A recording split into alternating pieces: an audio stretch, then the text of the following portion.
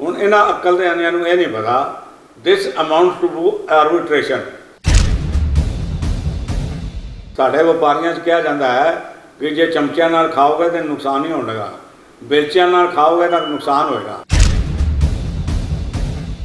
सरसे ने उन्होंने जड़ियाँ मां भैन दियां गालां कढ़ियां ना मैं सुना सकदा ते ना तुसीं सुन सकदे हो। ਇਹ ਮਨਜੀਤ ਸਿੰਘ ਜੀਕੇ ਦਾ ਤੇ ਮਨਜਿੰਦਰ ਸਿੰਘ ਸਿਰਸਾ ਦਾ ਫਿਰ ਇਹੀ ਕਾਰਨ ਸੀਗਾ ਅੱਡੋ ਅੱਡ ਹੋਣ ਦਾ। ਫਿਰ उसकी हिम्मत यह पै गई कि उसने महाराज के स्वरूपों के पत्रे उस गलियां च रोड़े। सिंघां ने रोष प्रगट किया तो उन्होंने शहीद करता।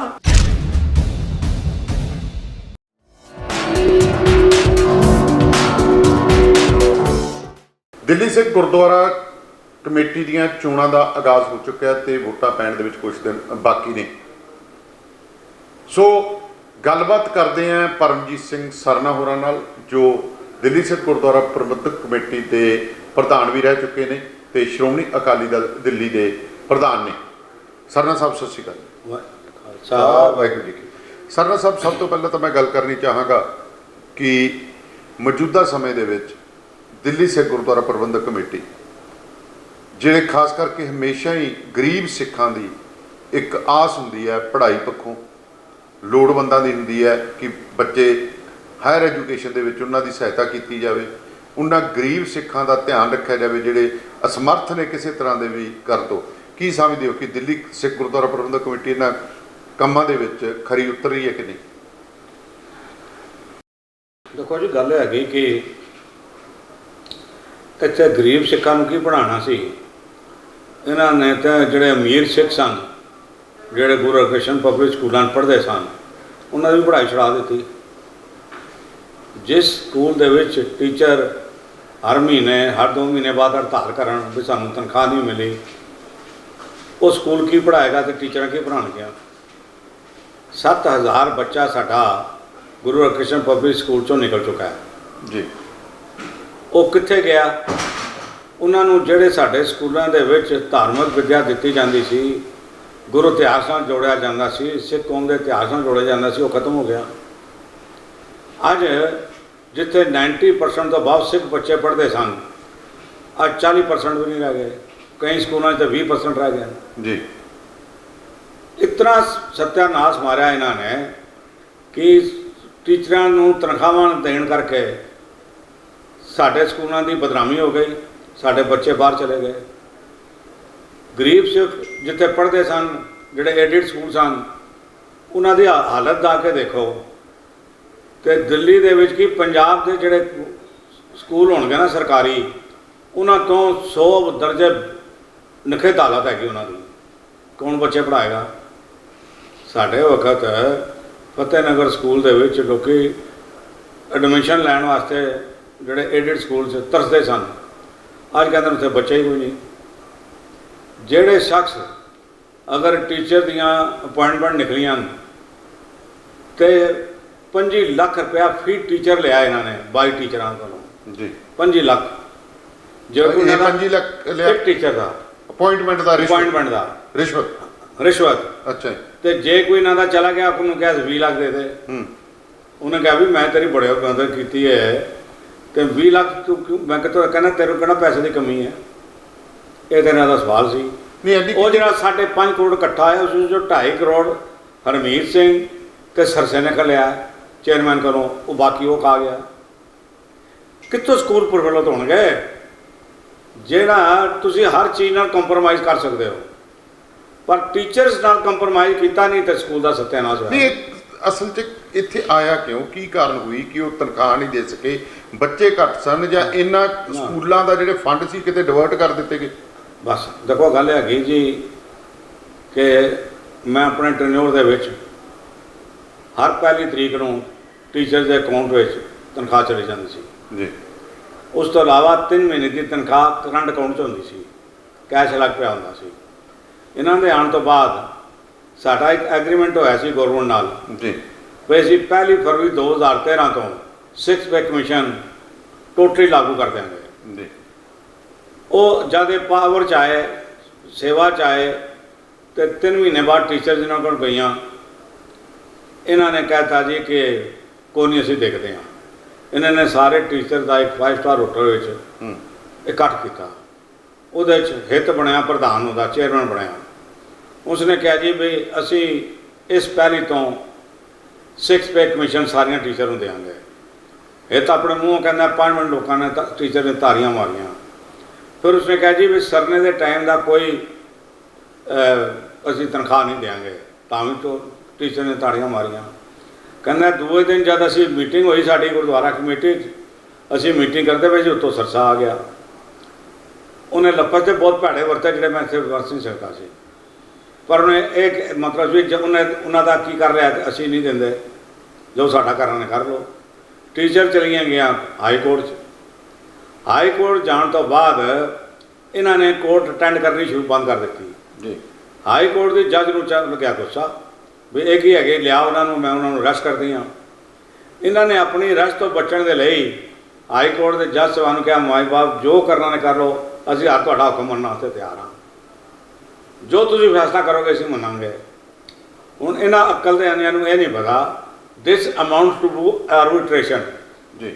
ਉਹ ਜੱਜ ਸਾਹਿਬਾਨ ਨੇ ਖੂਬ ਟੈਕਸ ਠੋਕਦਾ ਇਹਨਾਂ ਦੇ, ਇੰਟਰਸਟ 6 ਸਾਲ ਤੋਂ ਫਲਾਣੇ ਤੋਂ ਜੇ ਤੋਂ, ਉਹ ਇਹਨਾਂ ਦੇ 80-90 ਕਰੋੜ ਰੁਪਇਆ ਕਰਜ਼ਾ ਚੜ੍ਹ ਗਿਆ। ਇਹ ਦੇਣ ਕਿੱਥੋਂ?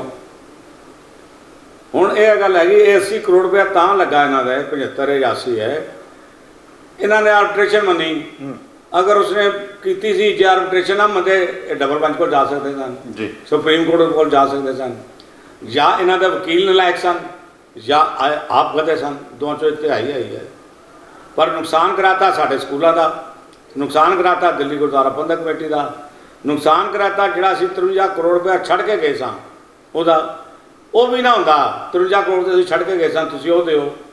ਉਸ ਤੋਂ ਬਾਅਦ ਸਾਲਾਨਾ ਜਿਹੜੀ ਆਮਦਨ ਹੁੰਦੀ ਹਰ ਸਕੂਲ 'ਚ 2 ਕਰੋੜ 4 ਕਰੋੜ 3 ਕਰੋੜ ਉਹ ਦਿਓ, ਤੁਹਾਡਾ ਕੰਮ ਹੋ ਜਾਣਾ ਸੀ। ਪਰ ਮਾਲ ਖਾ ਗਏ ਉਸ ਤੋਂ ਪਹਿਲੇ ਇਹ ਸਾਰਾ, ਇਹਨਾਂ ਕੋਲ ਦੇਣ ਜੋਗੇ ਪੈਸੇ ਹੀ ਨਹੀਂ ਰਹੇ।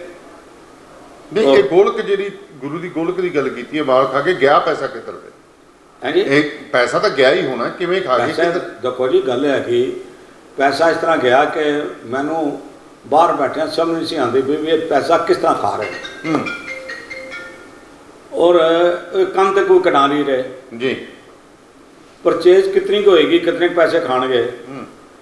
ਪਰ ਜਦ ਇਹ ਆਪਸ ਵਿੱਚ ਪਾਟੇ ਤੇ ਇਹਨਾਂ ਨੇ ਆਪਣਾ ਮਾਡਸ ਪ੍ਰੰਡੀ ਦੂਏ ਨੇ ਦੱਸਿਆ ਵੀ ਅਸੀਂ ਇਸ ਤਰ੍ਹਾਂ ਪੈਸੇ ਖਾਂਦੇ ਸਾਂ ਜੀ। ਉਹਦੇ ਨਾਲ ਗੁਰੂ ਦੀ ਗੋਲਕ ਖਤਮ ਹੋ ਗਈ। ਇੱਕ ਤਾਂ ਰੋਜ਼ ਇਹਨਾਂ ਦਾ ਜਨਰਲ ਮੈਨੇਜਰ ਇੱਕ ਵਾਰ ਮੈਨੂੰ ਕਹਿਣ ਲੱਗਾ ਮੈਨੂੰ ਬਚਾ ਲਓ। ਮੈਂ ਕਿਹਾ ਮੈਨੂੰ ਸੱਚ ਦੱਸ। ਕਹਿੰਦਾ ਦੇਖੋ ਜੀ, ਰੋਜ਼ ਇਹਨਾਂ ਦੇ ਬੰਦੇ ਆਉਂਦੇ ਸਨ, ਕਦੀ 2 ਲੱਖ, ਕਦੀ 2.5 ਲੱਖ, ਕਦੀ 5 ਲੱਖ ਰੋਜ਼ ਲਾਏ ਜਾਂਦੇ ਸਨ। ਮੈਂ ਪ੍ਰਧਾਨ ਦੇ ਸਕੱਤਰ ਆਉਂਦੇ ਸਨ, ਉਹਨਾਂ ਨੂੰ ਕਹਿ ਦਿੰਦਾ ਸਾਂ ਕਿ ਅੱਜ ਉਹ ਫਲਾਣਾ ਇਤਨੇ ਪੈਸੇ ਲੈ ਗਿਆ, ਅੱਛਾ ਦੇਖ ਲਾਂਗੇ। ਹੁਣ ਜਦ ਇਹ ਜਨਰਲ ਮੈਨੇਜਰ ਨੇ ਗੱਲ ਬਾਹਰ ਕੱਢੀ ਤੇ ਸਰਸੇ ਨੇ ਉਸ ਨੂੰ ਟੈਲੀਫੋਨ ਕੀਤੀ ਜੀ। ਸਰਸੇ ਨੇ ਉਹਨੂੰ ਜਿਹੜੀਆਂ ਮਾਂ ਭੈਣ ਦੀਆਂ ਗਾਲਾਂ ਕੱਢੀਆਂ ਨਾ ਮੈਂ ਸੁਣਾ ਸਕਦਾ ਤੇ ਨਾ ਤੁਸੀਂ ਸੁਣ ਸਕਦੇ ਹੋ, ਔਰ ਕਹੋਗੇ ਤਾਂ ਮੈਂ ਵੀਡੀਓ ਭੇਜ ਦਿਆਂਗਾ। ਗੱਲ ਹੈਗੀ ਕਿ ਕਰੋੜਾਂ ਰੁਪਏ ਇੰਜ ਖਾ ਗਏ। ਮਨਜੀਤ ਸਿੰਘ ਮੈਨੂੰ ਖੁਦ ਦੱਸਦਾ ਹੈ ਵੀ ਇਲੈਕਸ਼ਨ ਤੋਂ 2 ਦਿਨ ਪਹਿਲੇ ਸੁਖਬੀਰ ਮੈਨੂੰ ਕਹਿਣ ਲੱਗਾ 1 ਕਰੋੜ ਰੁਪਇਆ ਦੇ ਬਈ। ਉਹ ਨਹੀਂ, ਮੈਂ ਉਹਨੂੰ ਕਿਤਨਾ ਮੇਰੇ ਪੈਸੇ ਲੱਗ ਗਏ। ਕਹਿੰਦਾ ਮੈਨੂੰ ਨਹੀਂ ਪਤਾ। ਸਰਸੇ ਨੇ ਕਿਹਾ ਗੁਰਦੁਆਰੇ ਪੈਸੇ ਪਏ ਨੇ ਉੱਥੋਂ ਦੇ ਦੇ। ਉੱਥੋਂ 85 ਲੱਖ ਰੁਪਇਆ ਚੁੱਕ ਕੇ ਸੁਖਬੀਰ ਨੂੰ ਦੇਤਾ। ਉਹਨੇ ਮੈਂਬਰਾਂ ਨੂੰ ਕਹਿੰਦਾ ਜਿੱਤਣ ਵਾਸਤੇ ਸ਼ਰਾਬਾਂ ਖਰੀਦੋ ਤਾਂ ਵੰਡੋ ਤੇ ਜਿੱਤੋ। ਉਹ ਮੁੜ ਕੇ ਪੈਸੇ ਆਏ ਕੋਈ ਨਹੀਂ। ਜਦ ਇਤਨੀ ਲਾਰਜ ਸਕੇਲ 'ਤੇ ਚੋਰੀ ਹੋਏਗੀ, ਮੈਨੇਜਮੈਂਟ ਹੋਏਗੀ ਨਹੀਂ ਤੇ ਰਹਿਣਾ ਕੀ ਹੈ? ਸਾਡੇ ਵਪਾਰੀਆਂ 'ਚ ਕਿਹਾ ਜਾਂਦਾ ਹੈ ਕਿ ਜੇ ਚਮਚਿਆਂ ਨਾਲ ਖਾਓਗੇ ਤਾਂ ਨੁਕਸਾਨ ਹੀ ਹੋਵੇਗਾ, ਬੇਲਚਿਆਂ ਨਾਲ ਖਾਓਗੇ ਤਾਂ ਨੁਕਸਾਨ ਹੋਏਗਾ, ਦੁਕਾਨ 'ਚ ਕੋਈ ਨਹੀਂ ਬਚੇਗਾ। ਇਹ ਤਾਂ ਜਿਹੜੀਆਂ ਕਰੇਨਾਂ ਨਵੀਆਂ ਆਈਆਂ ਉਹਨਾਂ ਨਾਲ ਖਾਣਾ ਸ਼ੁਰੂ ਕਰਤਾ। ਉਹਨੂੰ ਕਹੋ ਜੀ ਦਿੱਲੀ ਕਮੇਟੀ ਦਾ ਕੀ ਕੰਮ ਹੈ? ਤੁਸੀਂ 5 ਪਰ ਟ੍ਰਿਪ ਚਾਰਟਰਡ ਪਲੇਨ ਕਰਕੇ ਦੇਹਰਾਦੂਨ ਜਾ ਰਹੇ ਹੋ। What is the need of hour? ਜੇ ਸਵੇਰੇ 5 ਵਜੇ ਚਲੋ ਤਾਂ ਤੁਸੀਂ 8 ਵਜੇ ਤੁਸੀਂ ਦੇਹਰਾਦੂਨ ਹੋ। ਤੁਸੀਂ ਕਿਉਂ ਬਰਬਾਦ ਕਰ ਰਹੇ ਹੋ? ਤੁਹਾਡਾ ਸ਼੍ਰੀਨਗਰ ਕੀ ਕੰਮ ਹੈ ਚਾਰਟਰ ਪਲੇਨ ਜਾ ਕੇ ਜਾਣ ਦਾ? ਫਿਰ ਜਿਹੜੇ ਮੈਂਬਰ ਨਾਰਾਜ਼ ਹੋਏ ਅਸੀਂ ਨਹੀਂ ਗਏ ਉਹਨਾਂ ਵਾਸਤੇ ਫਿਰ ਚਾਰਟਰ ਪਲੇਨ ਕੀਤੇ। ਕਦੀ ਸ਼੍ਰੋਮਣੀ ਕਮੇਟੀ ਨੇ ਚਾਰਟਰ ਪਲੇਨ ਕੀਤਾ, 1000 ਕਰੋੜ ਦੀ ਆਮਦਨ ਉਹਨਾਂ ਨੂੰ ਮਹੀਨੇ ਦੀ ਸਾਲ ਦੀ। ਇਹਨਾਂ ਨੇ ਤੇ ਤਬਾਹੀ ਲਾ ਕੇ ਰੱਖ ਦਿੱਤੀ, ਤਬਾਹੀ। ਅੱਛਾ, ਤੁਸੀਂ ਤਬਾਹੀ ਦੀ ਗੱਲ ਕੀਤੀ ਹੈ। ਤਬਾਹੀ ਦੇ ਵਿੱਚ ਇਹਨਾਂ ਦੇਖੋ ਜੀ, ਜਿਤਨੇ ਫਾਰਨ ਟ੍ਰਿਪ ਸਨ ਜੀ, सारे बिजनेस क्लास या फर्स्ट क्लास ਦੀਆਂ ਟਿਕਟਾਂ ਤੇ ਮੈਂਬਰ ਵੀ ਗਏ, ਇਹ ਵੀ ਗਏ, 10-10 ਵਾਰ ਗਏ, ਡਾਲਰ ਲੈ ਕੇ ਗਏ, ਪੌਂਡ ਲੈ ਕੇ ਗਏ, ਉਹ ਸਾਰਾ ਹਿਸਾਬ ਸਾਹਮਣੇ ਪਿਆ ਹੈ। ਕਿੱਥੋਂ ਬਚੇਗੀ? ਇਹ ਗੁਰੂ ਘਰ ਦਾ ਪੈਸਾ, ਕੋਈ 10 ਰੁਪਏ, ਕੋਈ 20 ਰੁਪਏ, ਕੋਈ 100 ਰੁਪਏ ਦਿੰਦਾ। ਇਸ ਤਰ੍ਹਾਂ ਦੇ ਬਿਰਲੇ ਟਾਟੇ ਦੀ ਕੰਪਨੀਆਂ ਦਿਵਾਲੀਆਂ ਨਿਕਲ ਜਾਣ ਤੇ ਇਹ ਮਨਜੀਤ ਸਿੰਘ ਜੀਕੇ ਦਾ ਤੇ ਮਨਜਿੰਦਰ ਸਿੰਘ ਸਿਰਸਾ ਦਾ ਫਿਰ ਇਹੀ ਕਾਰਨ ਸੀਗਾ ਅੱਡੋ ਅੱਡ ਹੋਣ ਦਾ। ਫਿਰ ਅੱਡੋ ਅੱਡ ਦਾ ਕਾਰਨ ਇਹ ਸੀ ਕਿ ਸਿਰਸੇ ਨੇ ਦੀ ਖਾਸ ਸੀ ਕਿ ਮੈਂ ਹੁਣ ਪ੍ਰਧਾਨ ਬਣਾ ਜੀ। ਉਹਨੇ ਮਨਜੀਤ ਸਿੰਘ ਦੀਆਂ ਜਿਹੜੀਆਂ ਚੋਰੀ ਚਕਾਰੀ ਦੀਆਂ ਚੀਜ਼ਾਂ ਸਨ ਉਹ ਸਾਰੀਆਂ ਪਬਲਿਕ ਵਿੱਚ ਜ਼ਾਹਿਰ ਕਰ ਦਿੱਤੀਆਂ ਜੀ। ਉਸ ਤੋਂ ਬਾਅਦ ਮਨਜੀਤ ਨੇ ਇਹਦੀਆਂ ਚੋਰੀ ਚਕਾਰੀਆਂ ਜ਼ਾਹਿਰ ਕਰ ਦਿੱਤੀਆਂ, ਉਹ ਸੰਗਤਾਂ ਦੇ ਸਾਹਮਣੇ ਆ ਗਈ। ਨਾਲ ਦਿੱਲੀ ਕਮੇਟੀ ਦੇ ਵਿੱਚ president and secretary both are responsible ਜੀ। ਜਨਰਲ ਸੈਕਟਰੀ ਦੀ ਮਰਜ਼ੀ ਬਗੈਰ ਪ੍ਰੈਜ਼ੀਡੈਂਟ ਇੱਕ ਪੈਸੇ ਦੀ ਹੇਰਾਫੇਰੀ ਨਹੀਂ ਕਰ ਸਕਦਾ, ਤੇ ਪ੍ਰੈਜ਼ੀਡੈਂਟ ਦੀ ਮਰਜ਼ੀ ਬਗੈਰ ਜਨਰਲ ਸੈਕਟਰੀ ਇੱਕ ਪੈਸੇ ਦੀ ਹੇਰਾਫੇਰੀ ਨਹੀਂ ਕਰ ਸਕਦਾ ਜੀ। ਦੋਨਿਆਂ ਨੇ ਆਪਣੇ ਕਨਵੀਨੈਂਸ ਦੇ ਹਿਸਾਬ ਸੇ ਡਕੈਤੀਆਂ ਮਾਰੀਆਂ। ਇਹਦੇ ਬਰੇ ਜਮਾ ਹੋ ਨਹੀਂ ਸਕਦੇ, ਬਿਲਕੁਲ ਨਹੀਂ ਹੋ ਸਕਦਾ। ਹੁਣ ਮੌਜੂਦਾ ਸਮੇਂ ਦੀ ਗੱਲ ਕਰੀਏ, ਦਿੱਲੀ ਸਿੱਖ ਗੁਰਦੁਆਰਾ ਪ੍ਰਬੰਧਕ ਕਮੇਟੀ ਦੇ ਗੁਆਂਢ 'ਚ ਕਿਸਾਨ ਸੰਘਰਸ਼ ਚੱਲ ਰਿਹਾ, ਉੱਥੇ ਕੀ ਯੋਗਦਾਨ ਰਿਹਾ ਦਿੱਲੀ ਸਿੱਖ ਗੁਰਦੁਆਰਾ ਪ੍ਰਬੰਧਕ ਕਮੇਟੀ ਦਾ? ਦਿੱਲੀ ਦੇ ਸਿੱਖਾਂ ਦਾ ਕੀ ਯੋਗਦਾਨ ਰਿਹਾ ਉੱਥੇ? ਕਿਉਂਕਿ ਹਮੇਸ਼ਾ ਹੀ ਇੱਕ ਚੀਜ਼ ਦੇਖਣ 'ਚ ਆ ਰਹੀ ਹੈ ਕਿ ਜੇ ਕਿਸੇ ਕਿਸਾਨ ਦੀ ਜ਼ਮਾਨਤ ਹੁੰਦੀ ਹੈ ਤਾਂ ਉੱਥੇ ਸਿਰਸਾ ਸਾਹਿਬ ਕਰ ਰਹੇ ਨੇ। ਤੁਹਾਡਾ ਮੈਨੂੰ ਉਹਦੇ ਵਿੱਚ ਕਿਤੇ ਕੋਈ ਤਸਵੀਰ ਨਜ਼ਰ ਨਹੀਂ ਆਈ, ਕਿਤੇ ਕੋਈ ਤੁਹਾਡਾ ਬਿਆਨ ਨਜ਼ਰ ਨਹੀਂ ਆਇਆ ਕਿ ਅਸੀਂ ਉਹਨਾਂ ਦੀਆਂ ਜ਼ਮਾਨਤਾਂ ਕਰਾਈਆਂ ਨੇ। ਦੇਖੋ ਗੱਲ ਹੈਗੀ ਜੀ ਕਿ ਅਸੀਂ ਆਪਣੀ 4 ਮੈਂਬਰੀ ਕਮੇਟੀ ਬਣਾਈ ਸੀ ਜੀ, ਜਦ 26 ਜਨਵਰੀ ਤੋਂ ਬਾਅਦ ਹੋਇਆ। ਨਵਦੀਪ ਕੌਰ ਦਾ ਕੇਸ ਸਭ ਤੋਂ ਪਹਿਲੇ ਅਸੀਂ SSP ਸੋਨੀਪਤ ਨੂੰ ਮਿਲੇ ਸੀ, ਉਹਦੇ ਕੋਲ ਕੇਸ ਲੈ ਕੇ ਗਏ। ਸਰਦਾਰ ਅੰਗਰੇਜ਼ ਸਿੰਘ ਕਰਨਾਲ ਹੁੰਦੇ ਨੇ ਅਕਾਲੀ ਲੀਡਰ, ਵਕੀਲ, ਔਰ ਨਵਦੀਪ ਕੌਰ ਨੂੰ ਮਿਲਣ ਵੀ ਗਏ। ਅਸੀਂ ਉਸ ਨੂੰ ਰਿਕੁਐਸਟ ਕੀਤੀ SSP ਨੂੰ ਬਈ ਇਹਦੀ ਬੇਲ ਦੇ ਵਿੱਚ ਅੜਚਨ ਨਾ ਪਾਉਣਾ। ਸਾਡੇ ਤੋਂ ਬਾਅਦ ਮੈਨੂੰ ਬਾਅਦ ਉਹਦੀਆਂ ਬੇਲ ਹੋਈਆਂ।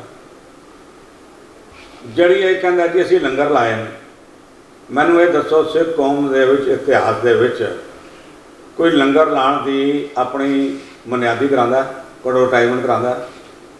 ਇੱਥੇ ਤੇ 100 ਤੇ ਬਾਬਿਆਂ ਨੇ ਲੰਗਰ ਲਾਏ ਹੋਣੇ ਜੀ।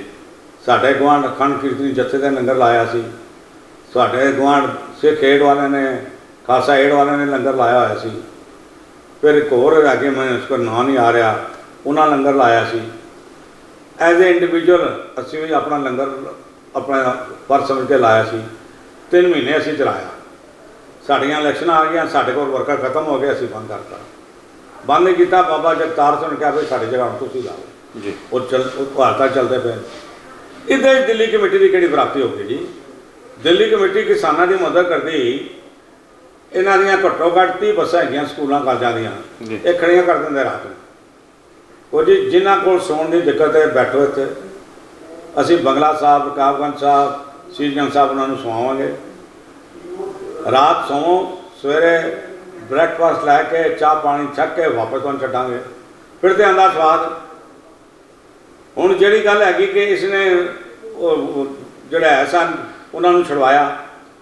ਕਿਸਾਨ ਅੱਜ ਤੋਂ 1 ਮਹੀਨਾ ਪਹਿਲਾਂ ਚੰਡੀਗੜ੍ਹ ਦੇ 11 ਵਕੀਲਾਂ ਨੇ ਪ੍ਰੈਸ ਕਾਨਫਰੰਸ ਕੀਤੀ ਸੀ ਚੰਡੀਗੜ੍ਹ ਜੀ, ਬਈ ਜਿਤਨੇ ਵੀ ਅਸੀਂ ਬੰਦੇ ਛੁਡਾ ਰਹੇ ਹਾਂ ਇਹਨਾਂ ਸਭ ਦੀਆਂ ਜ਼ਮਾਨਤਾਂ ਅਸੀਂ ਰੱਖੀਆਂ, ਅਸੀਂ ਰਿਹਾ ਕਰਾਇਆ ਜ਼ਮਾਨਤਾਂ 'ਤੇ।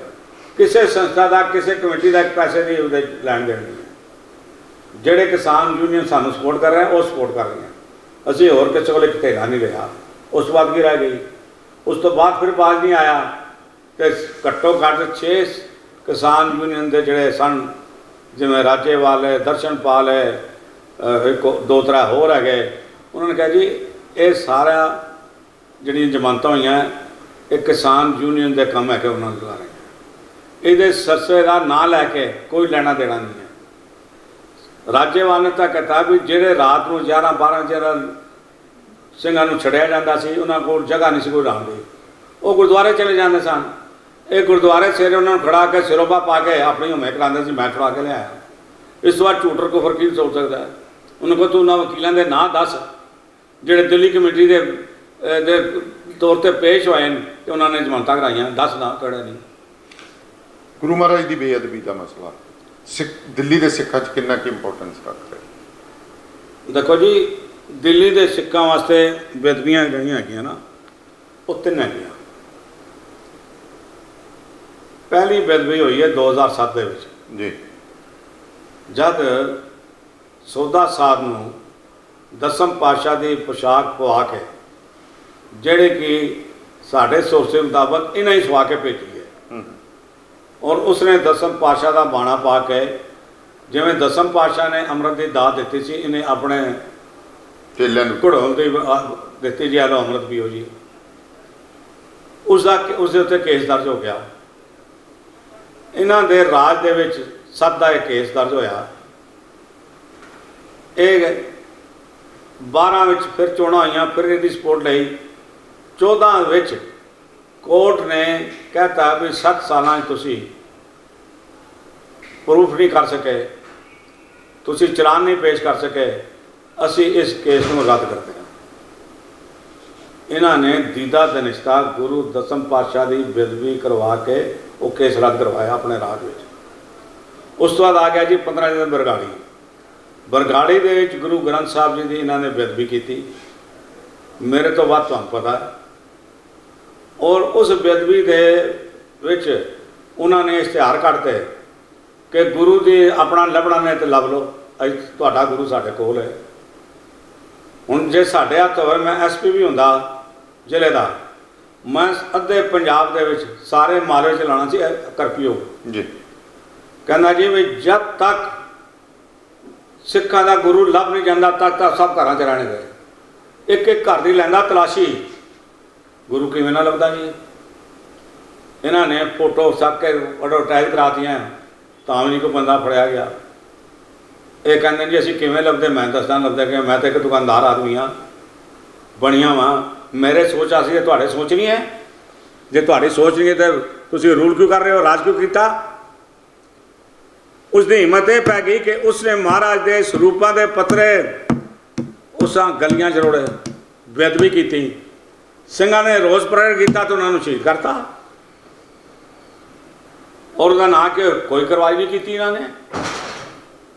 तीसरी गल, जब असीं नगर कीर्तन लैके जा रहे थे, अकाल तख्त के जत्थेदार ने भी कहता, बड़ी लंबी गल है, मैं नहीं छाट करता बई नगर कीर्तन सरनियां नूं मिली इजाजत ये लैके जाएंगे हुए जी। सारे अपना सत्कार भेंट करो। ये फिर 6 महीने पैसे मंगते रहे, पैसा दो, सोना दो, असी नगर कीर्तन करना है, असी पालकी बनानी है, असी बस बनानी है। उहदा जत्थेदार के मंगने के बावजूद हिसाब कोई नहीं। जिस दिन नगर कीर्तन निकलना सी, इन्होंने पूरा जोर ला लिया कि नगर कीर्तन साडा नहीं रोक सके। मैं सरसे नूं बांह तो फड़ के गया, बड़ी घटिया और कमीनी हरकतां कीतियां इस नगर कीर्तन रोकने के लिए। अज तो बाद एक रोकी ना नहीं बाज आया, मैनू रुकवाता। गुरु ग्रंथ साहब जी की बेदबी की, इसने वाघा बार्डर के उत्ते बस तो उतारिया और पालकी उतारी। ये तो शुक्र करो भी लाहौर साढ़े संबंध अच्छे सन, तो किसी रेल्स में टैलीफोन करती, उन्हें कहा जी कोई गल नहीं, तुहाडा गुरु नूं तंबाकू तो सिगरट तो परहेज है, मैं नवीं गड्डी शोरूम की तुहानूं भेज रहा। उन्हें 3 करोड़ की गड्डी सिरे सजा के भेजती वागे, तो असी अपने गुरु नूं लैके ननकाना साहब पहुँच गए। इन्हों दिल्ली के सिख वोट बन गए। ये वोट के हकदार है सिख कौम के, वो भी गुरुद्वारा निज़ाम के प्रबंध वास्ते। मैं तो कहना जेड़ा सिख अज इन्हों बादलों को वोट पाएगा, इस पार्टी के मुहर लाएगा, वो गुरु की करोपी का शिकार होएगा। पर बादलों की फोटो तो इन्होंने लाई नहीं ना किसी पार्टी के नाल, आप दी ही लगियां कैंडीडेटां ने। तो आप जिम्मेवार नहीं है कि उन्होंने आप इन्होंने 15/7 तो लैके अज तक हुई बेदबियों का विरोध किया, तो दसन। अच्छा, पर इस मामले के उत्ते गल करिए, पर तुसी सिख की ਜਿਹੜੇ ਦੂਜੀਆਂ चलो मान लिया भी अकाली दल एक पासे, दूजे भी सैक्शन सीगे वो एक मंच ते इकट्ठे क्यों नहीं हो पाए? ये की गल है? सिखां दा दिल्ली च मेन मंच सी भाई जथेदार रਣਜੀਤ ਸਿੰਘ ਦਾ जी, ਅਸੀਂ ਉਹਨਾਂ ਨਾਲ ਸਮਝੌਤਾ ਕਰ ਲਿਆ। ਹੁਣ ਉਹਦੇ ਚ ਅਸੀਂ ਨਹੀਂ ਪਏ ਸੀਟ ਵੱਧ ਹੈ ਘੱਟ ਹੈ, ਜੋ ਹੈ ਠੀਕ ਹੈ ਕਰੋ जी, ਕੋਈ ਗੱਲ ਨਹੀਂ। ਅਸੀਂ ਕੀਤਾ, ਭਾਈ ਬਟਾਲੇ ਨਾਲ ਸਾਡੀ ਗੱਲਬਾਤ ਚਲਦੀ ਰਹੀ, ਉਹ ਨਹੀਂ ਮੰਨਿਆ।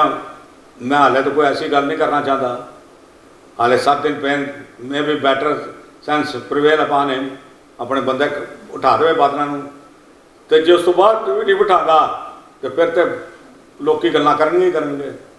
उन्होंने अपनी समझ चाहिए है, बाणी पढ़ने वाला है